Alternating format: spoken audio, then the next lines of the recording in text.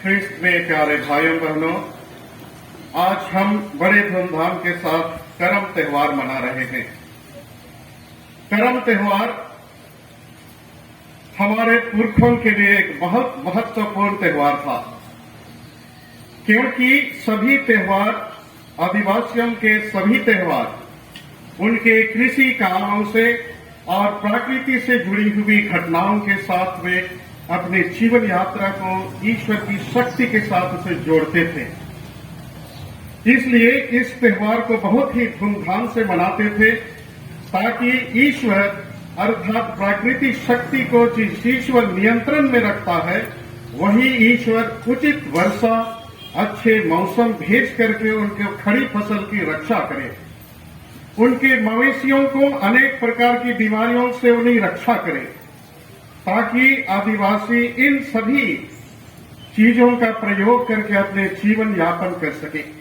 इसलिए फसलों की रक्षा के लिए विशेष प्रार्थना की जाती थी और ईश्वर को विशेष धन्यवाद दी जाती है कि ईश्वर उनके जीवन में ही प्रकृति की घटनाओं के द्वारा उनके जीवन को चलाता है, उनकी रक्षा करता है, उनके हर कामों में आशीष और कृपा बरसाता है।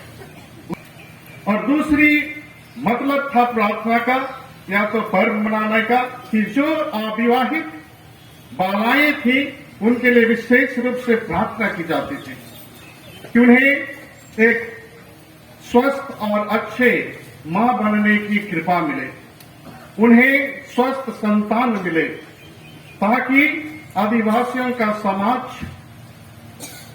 यही स्वस्थ संतानों के द्वारा संचालित हो सके, आगे बढ़ सके। इस सुंदर और पवित्र मतलबों के लिए वे प्रार्थना करते थे। आज भी हम सभी बालाओं के लिए प्रार्थना करते हैं, लड़कियों के लिए विनती करते हैं, वे माता मरियम के सदृश अपने जीवन में प्रभु के वचनों को सुनकर अपने जीवन को पवित्र बना सकें और सुयोग्य माता और पुत्र को जन्म देने के लिए वे ईश्वर विशेष आशीष और कृपा दे। इन्हीं मतलबों को लिए भी आज हम विशेष रूप से प्रार्थना करेंगे।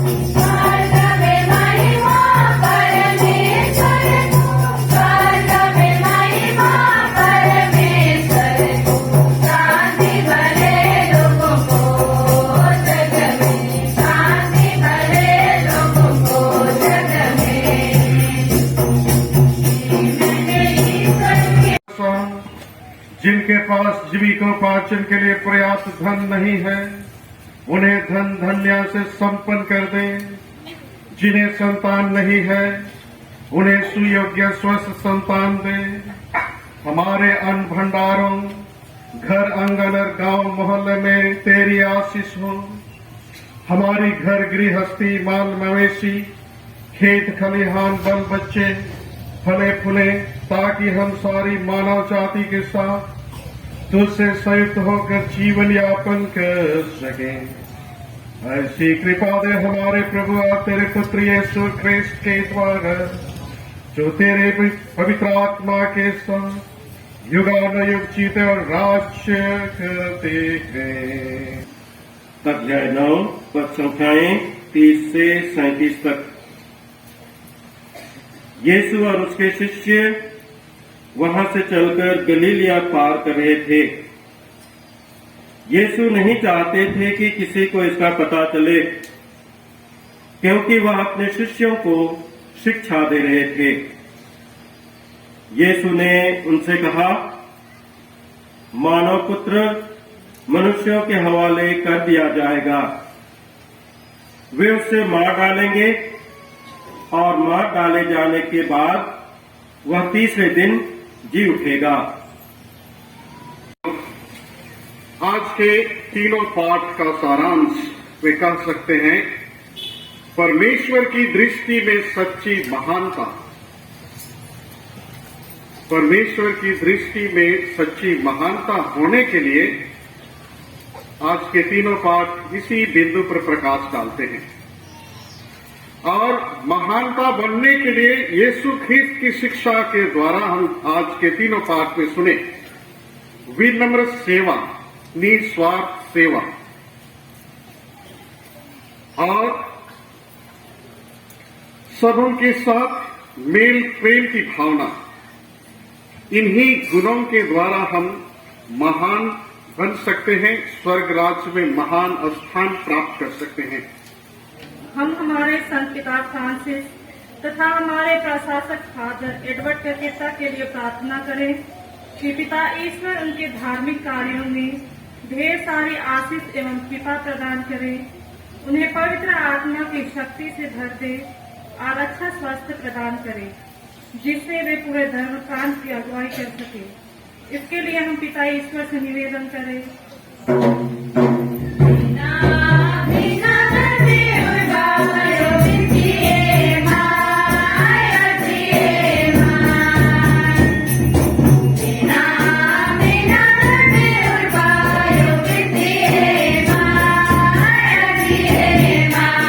सभी पुरोहितों, ब्रदरों तथा धन बहनों के लिए प्रार्थना करें कि पिता ईश्वर उन्हें शारीरिक मानसिक रूप से सुस्वस्थ रखे एवं उन पर असीम दया एवं अनुग्रह प्रदान करे, ताकि वे ईश्वर के दिखाए मार्ग पर चलकर ईश्वर के वचन को लोगों तक पहुंचा सके। इसके लिए हम पिता ईश्वर से निवेदन करें।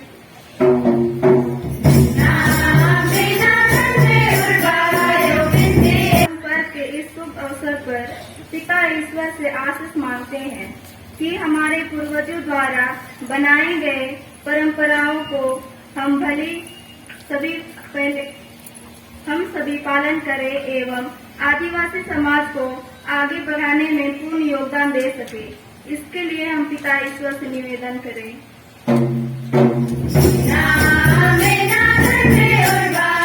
माता पिता एवं गुरुजनों को प्रभु के चरणों में समर्पित करते हुए प्रार्थना करें कि दयालु ईश्वर उन्हें हर एक प्रकार की बीमारियों एवं विपत्तियों से उनकी रक्षा करें, ताकि वे अपने कर्तव्यों को भली भांति निभा सके और हमें अच्छी शिक्षा दे सके। इसके लिए हम पिता ईश्वर से निवेदन करें।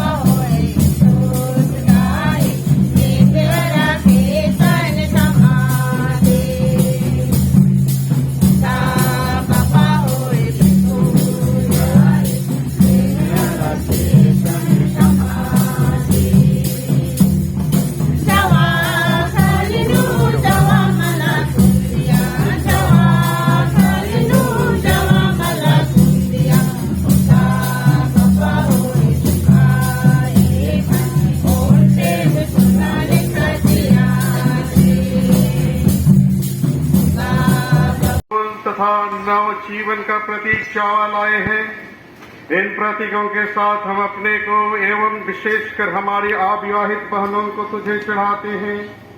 हमें आशीष दे प्रभु, ताकि हमारा संपूर्ण जीवन एवं कर्म तेरे अनुरूप हो सके। हम यह प्रार्थना करते हैं हमारे प्रभु ख्रीस्त के द्वारा।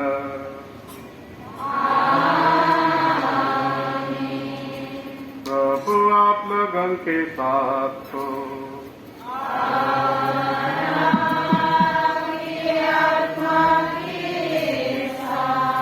प्रभु में मन लगाइए। प्रभु में मन लगाए हुए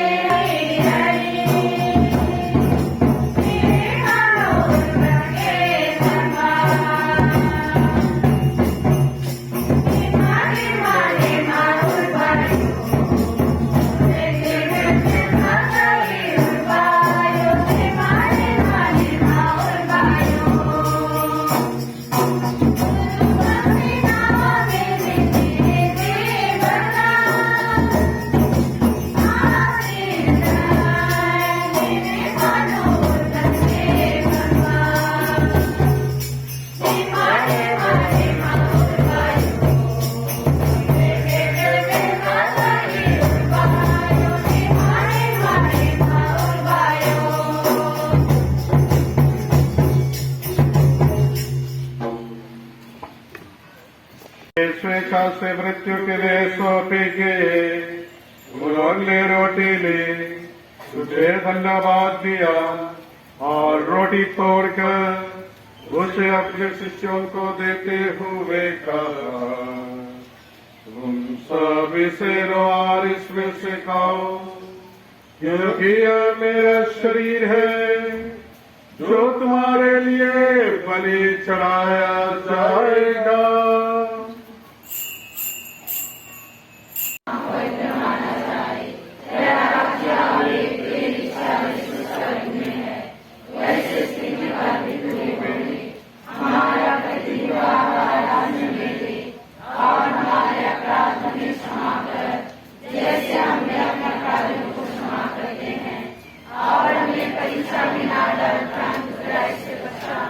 हे प्रभु, हम तुझसे प्रार्थना करते हैं सभी बुराइयों से हमें बचा और इस जीवन में हमें कृपा पूर्वक शांति प्रदान कर।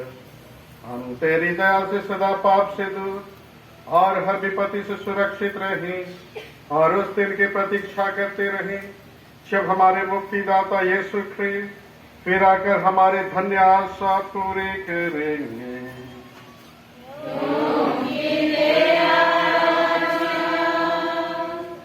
तेरा सामर्थ्य और तेरी महिमा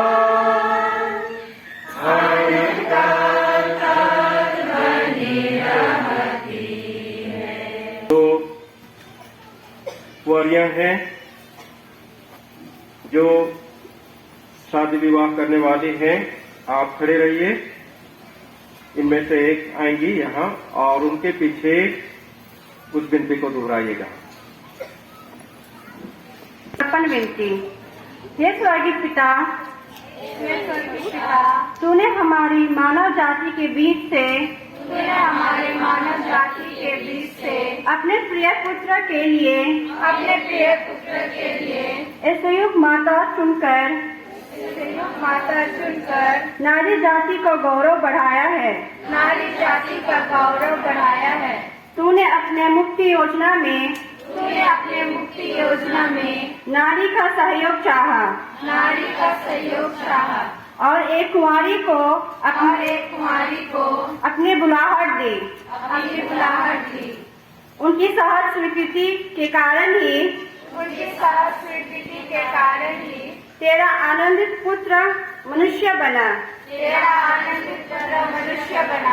हमारी मुक्ति के लिए उसने क्रूस पर अपने को बलि चढ़ाया। माता मरियम की संगति में ही प्रेरितों को पवित्र आत्मा मिला।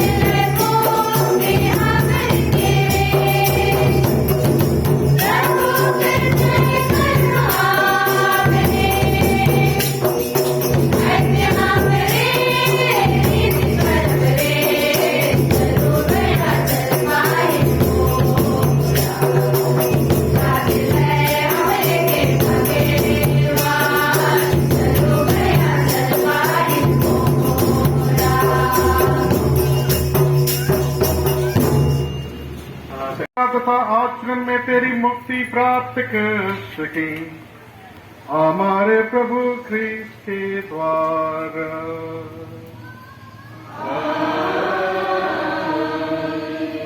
प्रभु आप लोगों के साथ हो।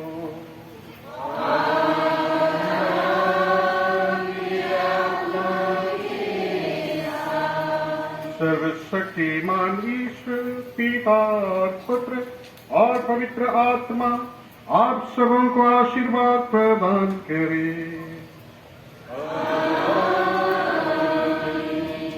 आप लोग विदा लें, मिस्सा संपन्न हुआ।